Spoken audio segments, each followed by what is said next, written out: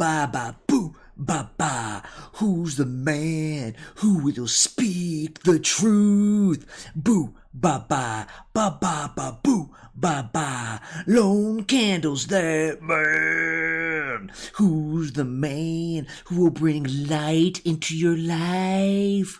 Boo ba ba ba ba ba boo ba ba. Lone candles that burn. Who's the man who digs through human excrement to present you the gems? Boo ba ba ba boo ba boo ba ba. Lone candles that burn. Hello, welcome to Lone Candle Live. Well, today I got another series of reply guys all about the Iran war. Some are like 12 days old, but essentially still current enough. But we'll start with the most recent, and I don't really like to do reply guys when it's ongoing conversations, which you might have some here. But I decided to jump the gun here because of the timeliness of it. Sometimes you go with timeliness over completeness, and we're talking about Replyguying. It doesn't really matter if it's complete or not. So anyways, these first comments here is I'm commenting on Hegseth's, the Secretary of Defense's press conference that he had this morning.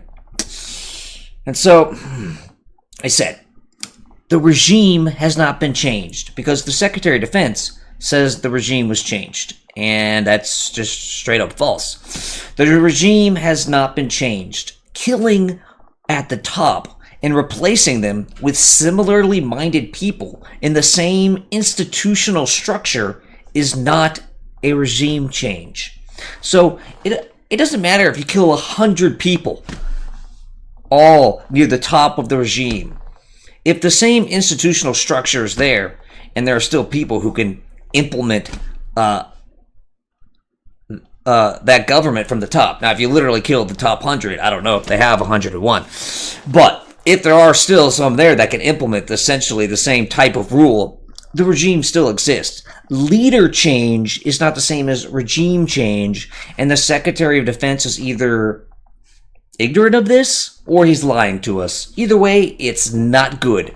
So again, the theocratic regime of the theocratic and somewhat militaristic regime as their allies with their Republican Guard that is in charge of Iran, they're still in charge. That regime still exists. Just many leaders were killed.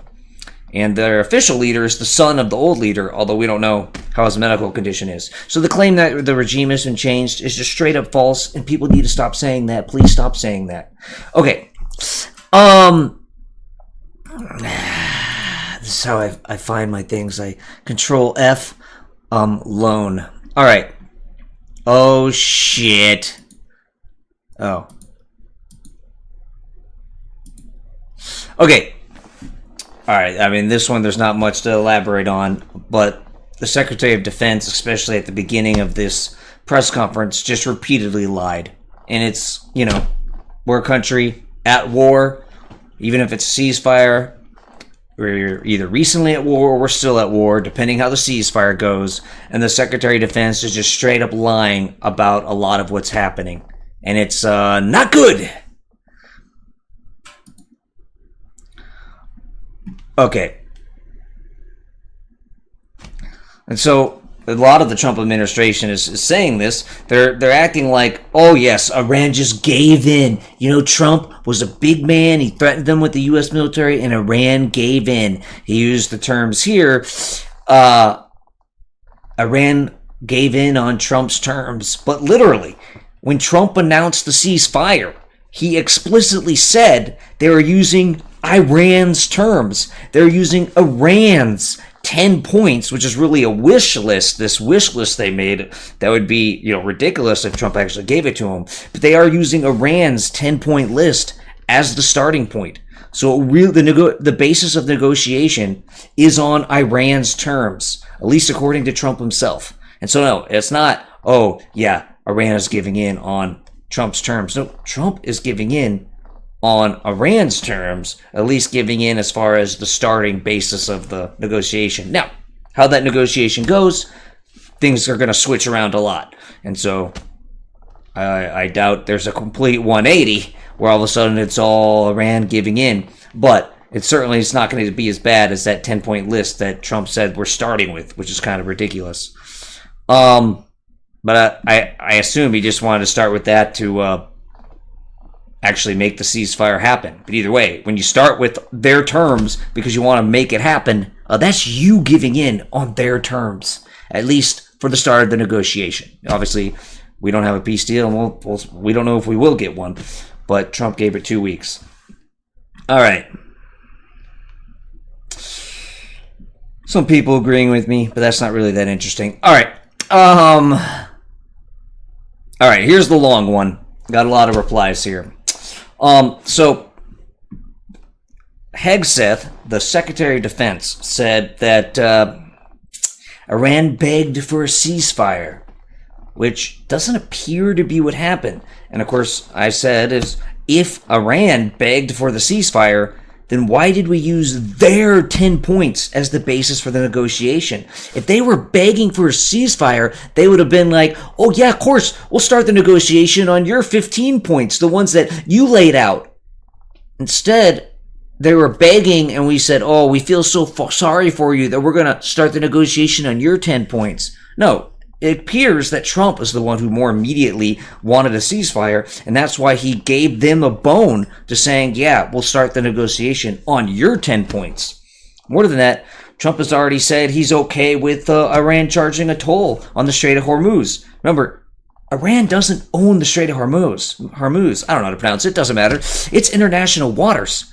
They're using the threat of terroristic force. They're saying, hey, if you sail through this without our permission, we will blow you up with drones and missiles. Okay, they're using terrorist force to control the Strait of Hormuz. And they're saying, well, you can go through without dying, without being blown up, but you got to pay a fee. You got to pay us a fee. That is, wow, incredibly illegal and a really bad result of the war. And Trump is saying he's cool with it.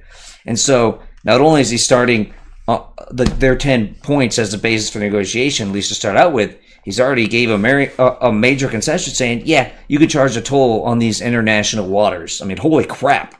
And so Hegseth is presenting this apparently false by just saying that Iran was begging for a ceasefire. And so that's dishonesty on his part, and the record needs to be corrected.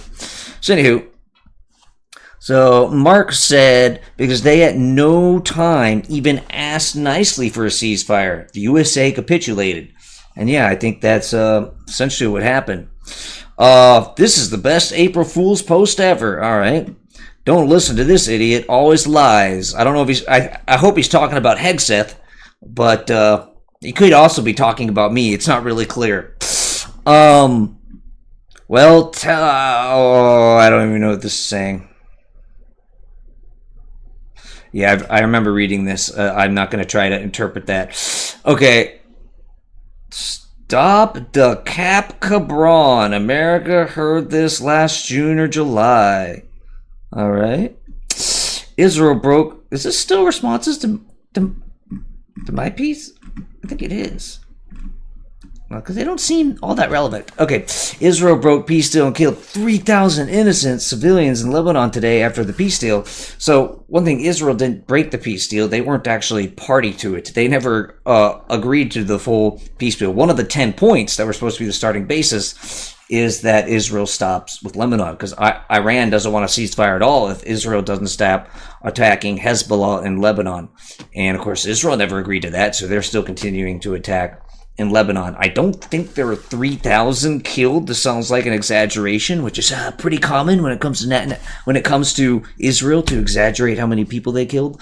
But there's certainly people are dying, and Israel is continuing. But again, they didn't break the peace deal because they wanted a ceasefire deal, not a peace deal. But also, Israel never agreed to stop in Lebanon. It was a pointless war. It's over. Let it be. Well, it wasn't pointless. There was a good goal to try to get a long-term peace with Iran, or a long-term deal with Iran as far as stopping their bad behavior or regime change, but it failed. So it had a point, and they failed to achieve that point. So I do agree in the end that it's better to let it be and get out of it, even though it's a U.S. loss. You know, the U.S. did not achieve its major goals, at least its initially stated goals. These are people talking to each other. I don't care. They're not talking to me. You gotta talk to me.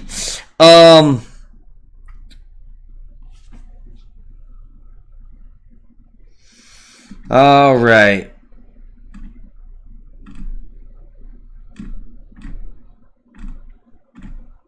Now here's the thing. I know there's more focused responses in this. And is YouTube hiding them? Because I had some long and direct... Oh, show more replies. I missed the button. Alright, ignorance plus arrogance equals a deadly mix. Pizza creates anti-whiteism. Well, I hope he doesn't. I mean, shouldn't blame white people just because of...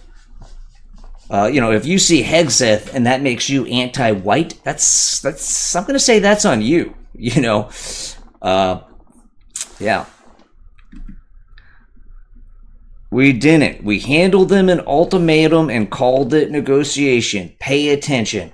Well, Trump did make an ultimatum. He said he's going to end their civilization, he's going to commit a great atrocity, ending their civilization forever, which means killing a lot of people. And if Iran doesn't immediately open the Strait of Hormuz, and well, Iran didn't. Iran has not still to the last time I checked, right before going on air, has still not opened the Strait of Hormuz. There's not a flowing of traffic like there would have been before the war. And so, no, Trump made an ultimatum, and Iran said no. And then Trump essentially gave in and said, well, okay, let's have a ceasefire based on your points, and then let's see if we can talk it out. And so it's this guy who wasn't paying very close attention. And I respond to this. Trump isn't using the American 15-point ultimatum. He's using the Iranian 10-point proposal that heavily favors Iran. Trump caved. Okay. This guy said, I know that whoever's proposal is up front, the three things that are no nukes. I agree, that's a major goal. Try to stop Iran from getting nukes. A strait that never blocked international travel. Well, Trump's already given in on that. So you're saying those have to be the most important. Well, Trump already gave in saying that Iran can charge a toll. So I guess that's not the same as being blocked. But they weren't charging a toll before the war, and it is international waters. We're talking about Iran charging a toll on crossing international waters. And the other thing is and ballistic missiles. Well, I doubt they get ballistic missiles either. So we'll see. We'll see. We don't know what's going to happen with the negotiations. Okay, heavily favors Iran, ? Their main point is the requirement for the U.S. to leave the region. Yeah, that's one of their many points, and of course that does heavily favor Iran, making U.S. leave the region, which I doubt we give in on that. But yeah, that was one of their 10 points that Trump made the starting basis of the negotiation. Look at that. There's just a repeat. Sometimes YouTube is weird and repeats them. Okay, now this guy says, there's something on my foot down here. Whatever. Okay, now this guy says, heavily favors, oh no, down here. It was a major victory. Hexa said the Iranian military was devastated. That means Iran was completely dismantled by less than 10% of the U.S. military. What a victory. And so if this guy is being serious, which I don't know if he is or not, but certainly the Iranian military was hurt a lot by the U.S. attacks, for sure. I mean, their regular navy was completely destroyed. But they weren't so devastated that Iran couldn't not attack. Throughout the whole period of the war, Iran was attacking U.S. bases, was attacking different Gulf countries, and was attacking Israel, and was still at least being able to fire at U.S. planes. And was able to have enough of a military force to block the Strait of Hormuz. So Iran's military certainly was hit a lot, but it was still strong enough to create a lot of damage, both in the region and then really worldwide. When you block the Strait of Hormuz, it creates worldwide economic damage. And so Well, they weren't so devastated that they still couldn't fight back, and they weren't so devastated that Trump was willing to start the ceasefire based on Iran's 10 points. At least that's what he said. And you only say that because you're like, oh, please take the ceasefire. Look, I'm starting on yours. Even if he wasn't honest with it, you only say that because you're the one who has to give in to get the other side to possibly agree to a ceasefire. Okay. I said Iran was still able to attack American bases, American planes, Gulf states, Israel, and still has control over the state of Hormuz. Despite the damage Iran took, their military can still exercise power, and the U.S. failed to stop that. Okay, so this guy says, in order for the U.S. to claim victory, they needed to force Iran to surrender so that there is either a regime change or Iran agrees to U.S. demands. Sounds like something I'd say. Iran just needed to survive. Clearly, Iran is the winner here. They not only survived, but it looks like they're getting some of their demands accepted. Yeah, nope, I agree. That sounds pretty accurate. Unfortunately, if the war ends as it appears to be going, the U.S. lost. They did way more damage to Iran, but that's not how you determine who wins a war. It's whether you achieved your goals. In order for the U.S. to claim victory, they needed to force Iran to surrender so that there is either a regime change or Iran agrees to... Oh, I already read that. Look at this. YouTube puts it twice. YouTube kind of sucks with their comment section. And it's really hard to find your comments and stuff, too. Because this guy said, when it comes to how many American soldiers were killed, you got the lies from the White House. Try getting the real news from overseas where they're not hiding the truth like America is. I just want to apologize. I thought that you were not being sarcastic, so please accept my apology. Because this is him talking to Sevenfold.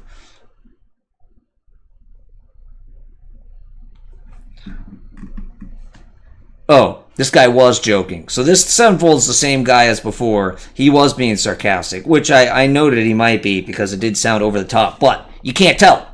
You can't tell whether someone's being sarcastic when it comes to things like politics because no matter how stupid you think what you're saying is, you think it's just a dumb, sarcastic troll, whether it's a troll or not, you think it's just sarcasm. Nope. Someone out there believes something that stupid. And you know what?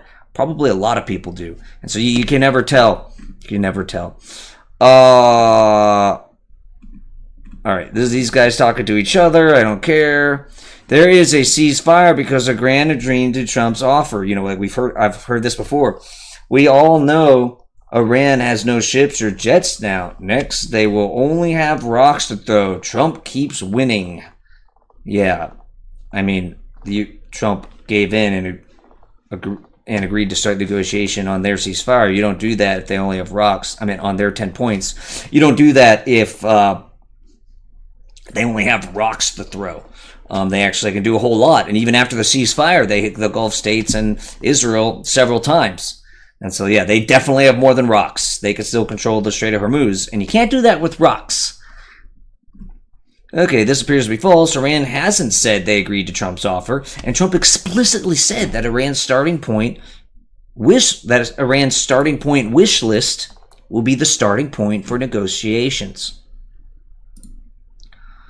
Okay, people talking to each other. Me no care about that. That's I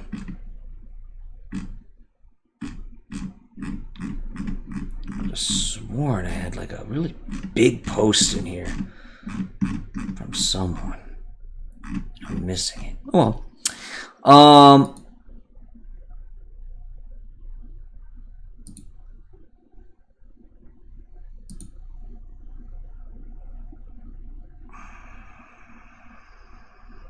All right, we've covered that. Yep.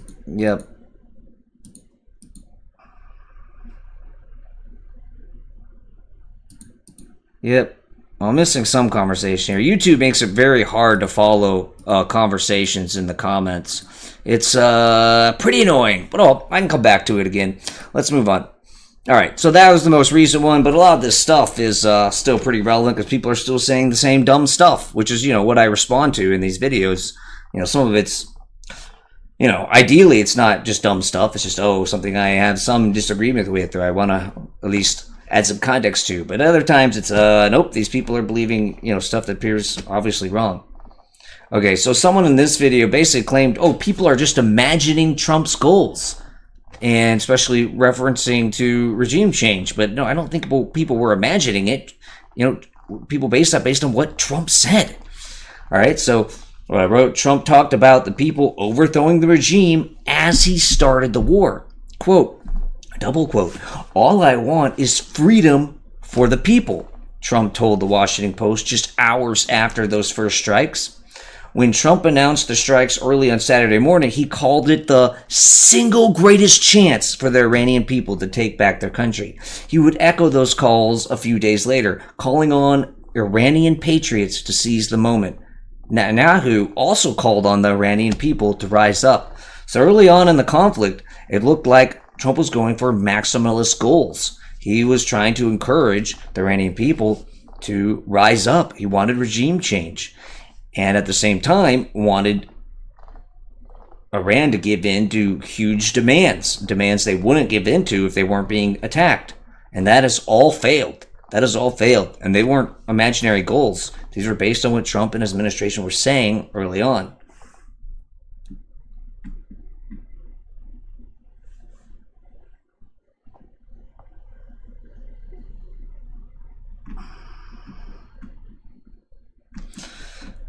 Okay, let's see if there's anything. I chose to respond to this one, so let's see what this is. Don't you know Trump by now? Trump talks. He's just a little talker. In this war, he's engaging in psychological warfare, keeping the enemy guessing.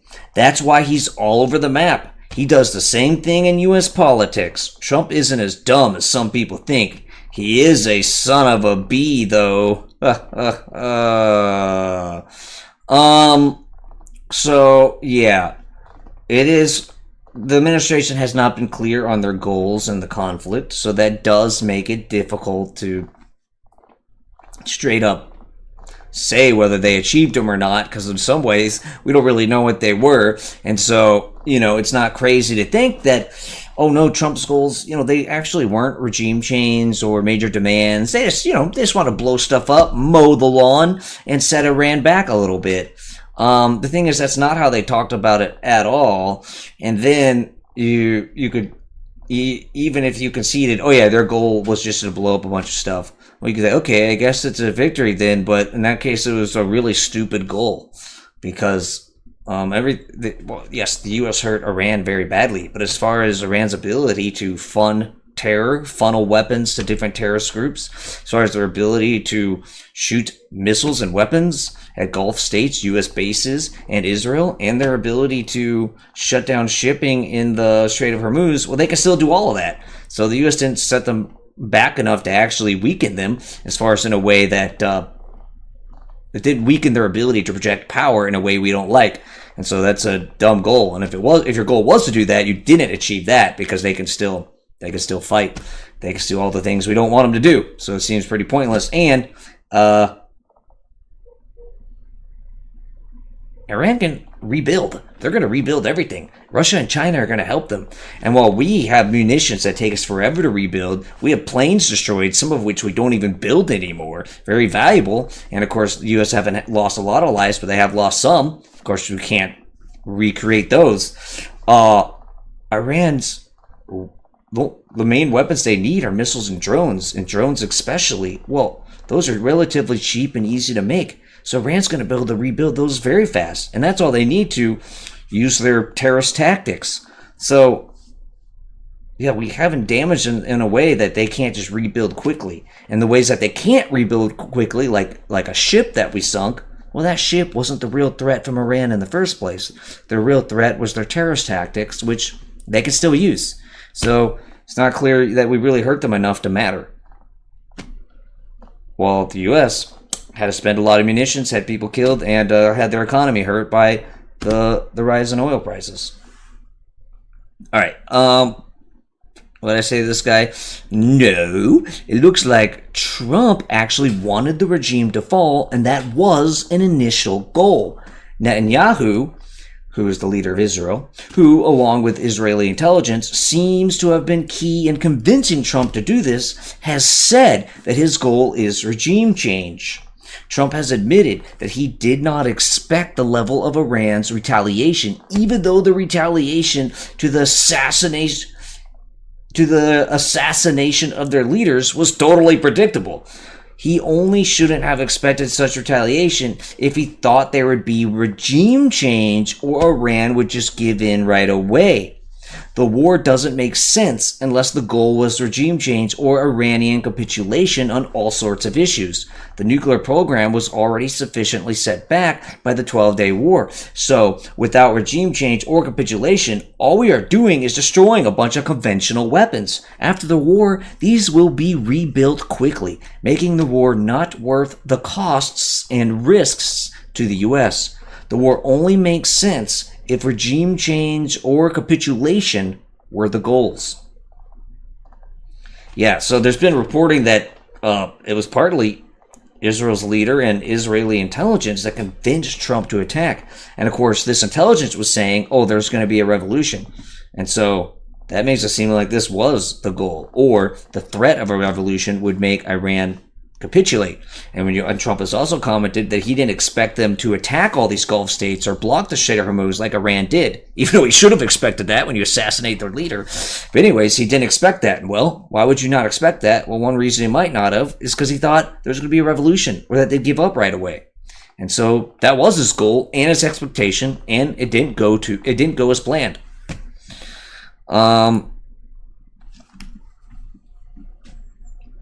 This guy said, I completely disagree. For the U.S. and the Gulf states, setting the regime back 10 years makes perfect sense. With an apocalyptic regime, obviously, complete annihilation is the best outcome. However, in 10 years, we could construct the pipelines and canals to bypass the Strait of Hormuz and cut them off. So long as Iran is supplying oil to China, markets will be just fine. Well, we already saw that the markets went up a lot. So I guess he means if you made enough pipelines. But you can ship a lot more oil by ship than pipeline, so they would need to build a lot of pipelines, and they are working on some pipelines, but not enough to make the Strait of Hormuz not important. And he's making the same mistake a lot of people did. Oh, we're setting them back 10 years. What are you talking about? They can still hit Israel, they can still hit the U.S., they can still hit Gulf states, they can still stop the Strait of Hormuz. Yeah, we killed some people and made life worse for a lot of Iranians, but their ability to project power in terroristic ways, which is what Iran does, they can still do that about as much as they could before. And the arsenals that we blew up, they're going to rebuild. And so, no, we didn't really set them back 10 years. In fact, they can still project power in the same way. So it's not even a significant setback at all. Saying, oh, I destroyed 10,000 things doesn't matter. If even with 10,000 things destroyed, they can still do the exact same things we don't like. They can still do it now, even without rebuilding yet. So, no, we didn't set them back 10 years in any way that matters to us. Okay, I said, if it was costless, then yes, setting them back is great. But this is also coming at a cost to Americans and the Gulf states. It's not clear that they will be set back 10 years, especially with the drone revolution. Iran can be a great threat with relatively cheap weapons, which they can quickly reproduce after the war. Their more advanced weapons also shouldn't take that long to reproduce because they already have the know-how, and China will likely help them. And it's not even clear that they're not reproducing them now, because Iran has a lot of underground facilities to build both missiles and drones. I don't know if we even know what percentage of those we've truly taken out.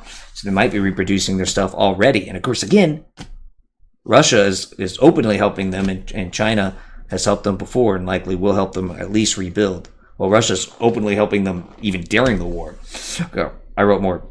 I don't see anyone building enough pipelines and canals to completely bypass the Strait of Hormuz. Some pipelines exist, and they are building more, but the Strait of Hormuz will still be important.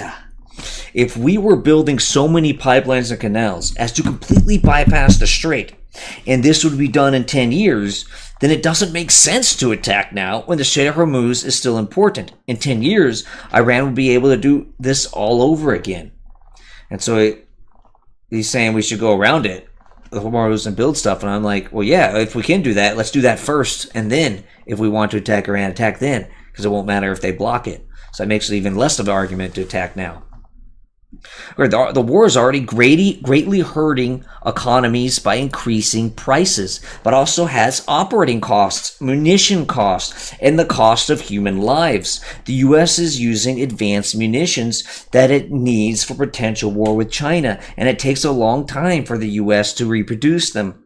We need to be stockpiling and building even more of these munitions, not burning them on a war that does nothing but mows the lawn. Is the same guy, Jorge? It is? Okay. Drones are a great equalizer, as we said, but they also mean an enemy regime is more likely to be targeted for decimation. We simply can't allow an apocalyptic, man, I'm bad with words, an apocalyptic state to hold the world economy hostage. Well, we did allow that to happen, and we gave in. And they only did that because we attacked them. And so we created the conditions where they decided to do that, and then we gave in. So, and he continued, if we don't effect regime change now, they will be under constant bombardment for a decade. I figure it's a numbers game. It's going to cost us, the free world plus the Gulf states, X to keep the strait open until we can bypass it. Well, no. We never reopened the strait. The rest of the free world wasn't helping, and the U.S. is giving in. Trump has already explicitly said, yeah, he's fine with Iran charging a toll. He wants to be part of it. He wants to be part of the toll. And so, yeah, we didn't get regime change. We didn't stop them from holding the world economy hostage. And the reason it was held hostage, was because the U.S. attacked. Doesn't mean it's okay for Iran to do that, but it is part of the cause and effect and a huge failure by the U.S. All right. Okay, this guy says, Hoot Owl 6354 says, every worth a dime wants this regime to fall. Recall, they used children to clear minefields during the Iraq-Iran war. Just yesterday, they announced the formation of a children's military, signing up kids 12 and up. And they murdered 12K to 30K unarmed protesters in the January massacre. The ones who went to hospitals were injected with large doses of potassium upon release, so they would die of a stroke a day or two later. 2 days ago, I watched a video of Iranians cheering from their apartment buildings as bombs exploded on the outskirts of Tehran. Two Bazij were walking the street below, firing up into the apartments to silence the cheering. This is the Islamic Republic. I totally agree that frankly, it's an evil regime. But the regime didn't change. The war was a fail. And that someone cheers the regime being attacked, someone in Iran, doesn't mean the majority want that. We don't know what the majority want. The majority might actually support the regime.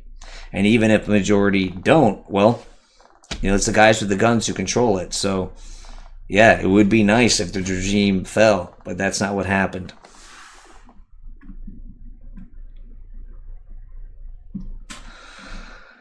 Okay, people talking to each other. Oh, someone talking to me. Here we go. Of course he wants the regime to fall. Who doesn't? That isn't a fundamentalist nutjob or an uninformed idiot in the West. It would change the entire region and screw China and Russia.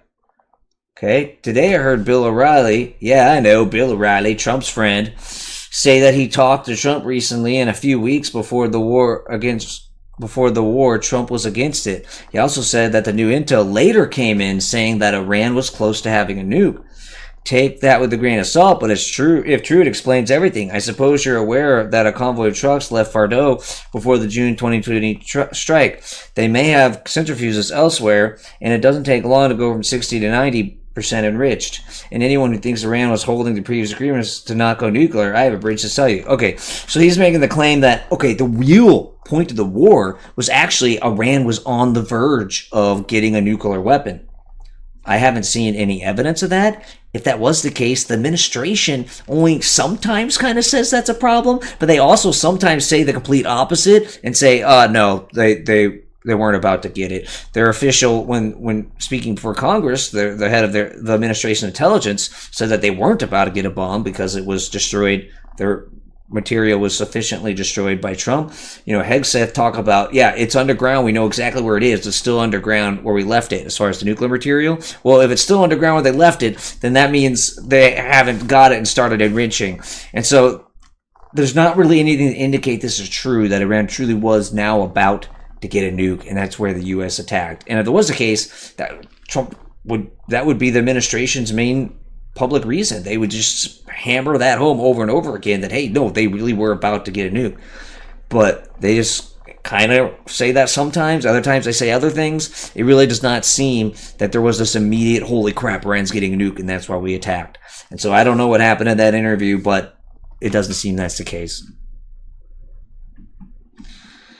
Someone else talking to me. I completely disagree. I already read that.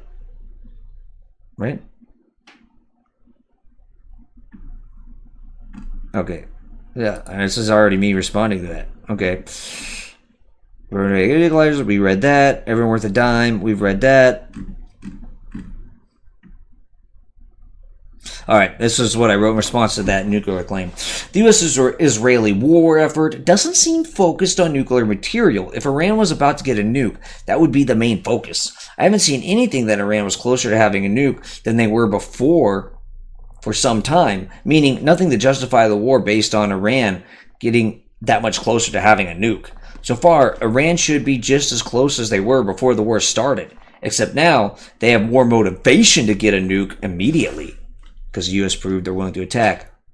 This guy said, in the first few days I saw a photo of one of their nuke sites that had 2 new holes, just like the ones at Fordo. They've hit other sites too. I don't know why you think they aren't going after nukes. They are.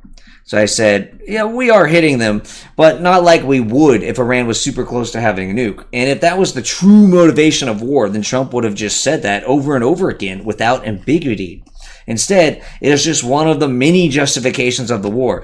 People would be somewhat sympathetic if Trump if Trump and more trusted officials explained the WMD threat emergency. It seems like that wasn't the rhetoric focus because WMD wasn't the immediate cause and goal of the war. It looks like Trump and Israel thought there would either be regime change or Iran would buckle and make deep concessions on all sorts of things. Iran looked vulnerable, so they took a gamble while they had the chance.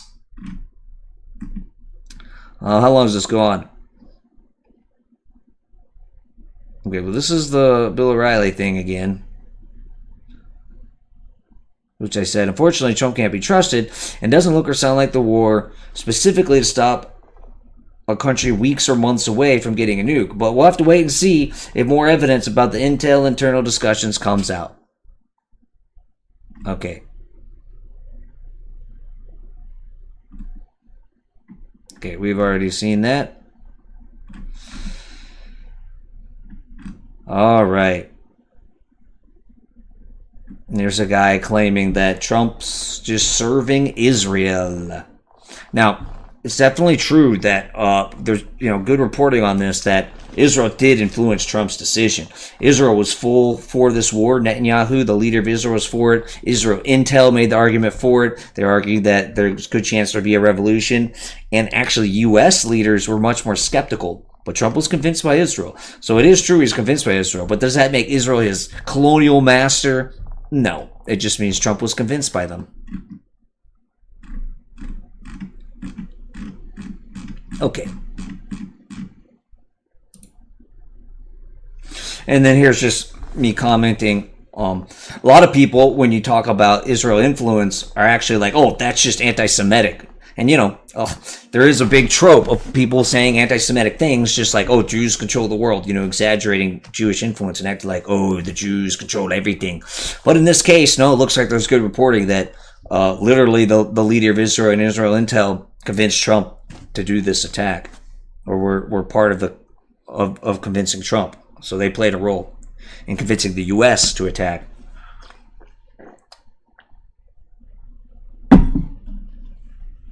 Okay.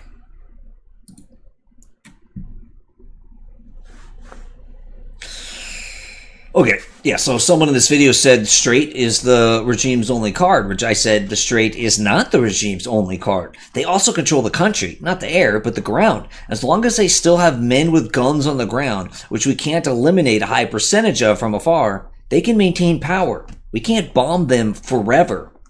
So basically, as far as the regime maintaining power within Iran, you could do that with small arms, because there's not an enemy force to stop them, and we can't eliminate all those small arms to enforce their rule on the ground. And Iran has showed that they're willing to massacre their own people to stay in power. Just as says, we don't want the country. All we need to do is limit their ability to project power. The men can sit and rot inside their own country. So I said, well, we'd prefer a friendly regime, and their men can keep it unfriendly. So yeah, it is a bad thing, because we prefer a regime that's actually friendly, that we don't have to constantly be fighting with, either with literal war or close to literal war. And so I also said, if they control the country, they can choose to never surrender. And if they never surrender, then they can be a never-ending threat that makes this a forever war that will have endless operating and munitions costs. Their ability to project power may be impossible to eliminate, because they only need to launch a few weapons a day to create terror and cause great economic damage. Iran is a large country. We can't find every drone and missile, or every drone and missile factory, and Russia, and maybe China, will send them help. And so it's really hard to eliminate their ability to project power, because they use terrorist tactics, and that's easier to do. And by the way, we haven't. It looks like Trump gave in because he realized we're not going to be able to eliminate their ability to project power, because they can project power relatively easily, again, because they use terrorist tactics. So I said, of course, we prefer a friendly regime. I'm simply pointing out that it isn't necessary to secure the region from Iran's power projection fantasies. We can let the IRGC rot within like Japanese soldiers in the Pacific when Nimitz chose to hop islands. And I said, well, Iran isn't an island. It's a huge country with connections to other countries. I don't see how they will rot from within in any way like cut off Japanese soldiers in World War II. Continuing the war is costly to the U.S. Iran should be able to rebuild their power projection quite quickly, and China and Russia will help them. Okay. That's a repeat as YouTube is wont to do. Okay. Let's see what we got over here. We can skip the climate change one, because we're not really talking about it here. Okay, Trump does support Iran selling its oil because he is choosing not to stop it. He even chose to remove sanctions. So, the U.S. Navy could have boarded ships or even shot down ships, even though I don't think they want to do that. But they could have boarded ships and basically blockaded Iran. If we wanted to stop them from selling their oil, they could have done it. They didn't even need to take Karg Island, could have done it on the seas. But Trump didn't do that because he didn't want to do that. He didn't want to starve Iran to death, because to starve Iran means less oil on the market. And less oil on the market means higher costs for the U.S. So, and Trump was purposely, encouraging and allowing Iran to sell oil, even though it makes Iran more powerful, because he didn't want to hurt the U.S. economy or have people not like him because prices are high. And even remove sanctions on them to make it easier for them to sell. Which, on one hand, that could be incredibly stupid. You're fighting a war against your enemy, and you're basically helping them get rich so they can keep fighting the war. But at the same time, if you're planning a long war, well, part of a long war is you got to maintain enough support domestically. And maybe, even with Iran getting more money, the U.S. has a better chance of winning by keeping oil price relatively lower by letting Iran sell, because it will minimize people being against the war. Of course, that didn't seem to work because Trump did appear to give in anyways. But there's at least an argument where allowing Iran to sell oil makes sense once you take into account that part of the U.S. winning a war is maintaining domestic support, or just at least limiting how much the population is against it. Okay, so I said the military has a plan to destroy a lot of Iranian assets, but not to actually win the war. Winning the war requires political concessions or an Iranian revolution.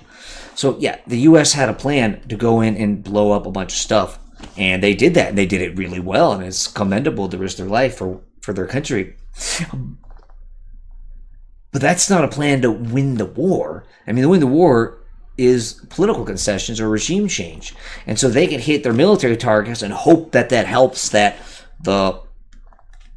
gain the political goal. But ultimately, it is a political goal.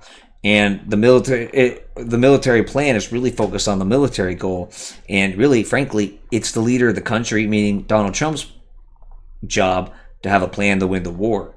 And he didn't seem to have a very good plan, especially since he explicitly said that he didn't expect Iran to respond the way they did, even though it should have been obvious. And so he didn't have a very good plan at all. And that's partly why it looks like he gave in the end. And so this guy said, oh, wow, you've been listening to Robert Pape, spanning every podcast as if the Pentagon has a plan for how to make this work for 40 years. I said, the Pentagon doesn't seem to have a plan to make it work. Looks like they have a plan to destroy a lot of stuff, then run out of advanced missiles and start using less advanced weapons while taking more hits on the defense. But they don't seem to have a plan to convince Iran to give in or to overthrow the regime. Militaries can only do so much. Whatever plans were made, this isn't working. Someone said the Pentagon does have a plan, but the desired outcome of this nation's leader is too ambitious for such a limited plan. Trump believed he could talk a regime with little effort. I agree, that does seem to be the case, and he was wrong about that. He has an Ozymandias complex. He, as usual, is wrong. Okay. And this guy says regime change would be nice, but it's not a requirement. Well, I agree it's not a requirement, but you'd still want them to make a long-term commitment to stop bad behavior, which they're not going to do.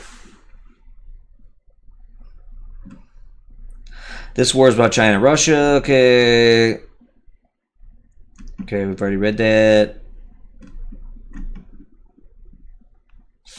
All right.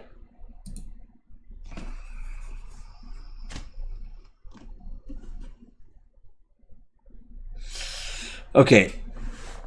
Yeah, so this is responding to someone talking about the the Iranian regime. So this guy is talking about Iran's regime like it is based on an Iranian nationalist movement. But the regime's ideology promotes worldwide Shiism. It's an expansionist global ideology that is a threat to the world. Their very ideology does not say they just want to be left alone. So in this podcast, people are acting like, oh yeah, Iran just wants to be left alone. They're just focused on Iran and making Iran great, but they don't care about the world. Well, no. Iran has an explicit ideology, and that ideology promotes worldwide Shiism. They think the entire world should be under their type of religious Shiite government. And so, no, that's not just wanting to be left alone. It's wanting to dominate the world with a religious mission. So,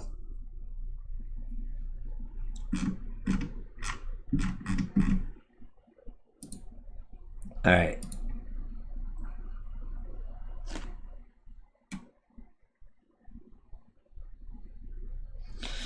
Okay, so to somewhat sum things up, or just to ramble for no reason. Yeah. So obviously, I've been recording probably for like an hour, so I don't know if there's any new news. But let's be clear. Iran has been a thorn in the side of the United States and other people for a long time. They are a terrorist state. They have been attacking the U.S. for decades. It would be nice if they had a new regime. And this is what I think happened. I think Trump, after Venezuela went to his head. That was an amazing success. It's not clear whether that will work out long term or not. So it also might be a waste of resources. But either way, at least on the front, it looks like an amazing success. The military went there and got a leader of another country and then made a regime more friendly. And that went to his head. And then he sees Iran and he thinks, maybe I could do it again. And then the Israeli leader and intelligence saying, you can. They're going to rebel. And Trump made a red line saying, if you just go kill your people, I'm going to do something about it. And of course, Iran broke that red line. So Trump doesn't like his red line being broken. His head is swollen with the success of Venezuela. The Israelis saying, look, we have the best intelligence in the region. They're going to revolt. And because of that, Trump decides to attack. Now remember, more context here is there was not long ago was a war with Israel, and Israel kicked Iran's butt. And that's when the U.S. came in and blew up some of the nuclear sites. So Iran was extremely weakened militarily. Israel showed that they were vulnerable. And then they were also weakened because it showed that their own people had problems with them, and that's why Iran had to massacre tens of thousands of their own people. And so Iran looked really vulnerable. And I could see why someone would see that and say, wow, Iran might be more vulnerable to being overthrowing and falling, or at the very least giving in on a negotiation than they ever have been and ever will be. This is a golden opportunity. So Trump rolled the dice. And unfortunate for the world, those dice came up snake eyes. Yeah, the U.S. military messed Iran up, messed them up good. But you know what? There wasn't a revolution. Iran did not give in. And Iran maintained its ability. They maintained its ability to act terror all over the region and all over the world economically by being able to take the Strait of Hormuz. So ultimately, it was a failure. The U.S. lost the war. They did not achieve their main goals, and if their goals were just some degradation of Iran, well, they didn't even significantly degrade Iran's ability. I mean, yes, Iran's abilities are on paper a lot worse, but in reality, they can still commit terrorist attacks against Israel. They can still hit the Gulf states. They can still hit U.S. bases. They can still hit ships going across the Strait of Hormuz.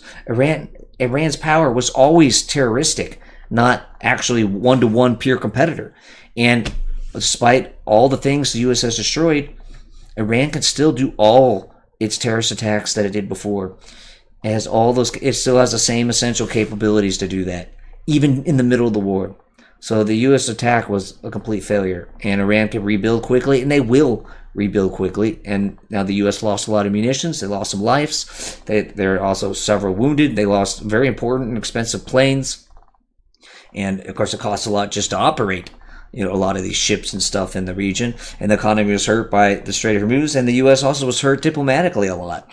So the U.S. had a lot of costs, and what did we really get out of this?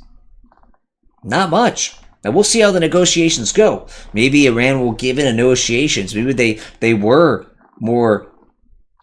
actually more scared and ready to give in than it seems. But right now, Trump announced the ceasefire saying, oh yeah, we're using the 10 points ridiculous wish list that Iran put out there.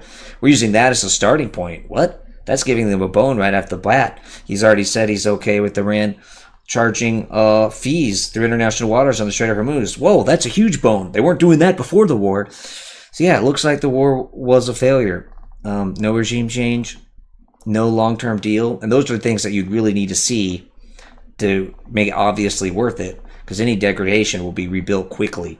But even on that, Iran, even at the end of the war, could still do all the terroristic things it could before and was doing them. And the U.S. did not stop them. They failed. So that's not good. But we'll see how the negotiations go. And, I wanted to roll those dice, but I do get why he rolled the dice, because Iran is a long-term problem. And, he saw an opportunity, but it didn't come up good. It came up double thumbs down. Or at least that's what it looks like so far. So I'm Lone Candle. Like me, comment me, love me, end stream.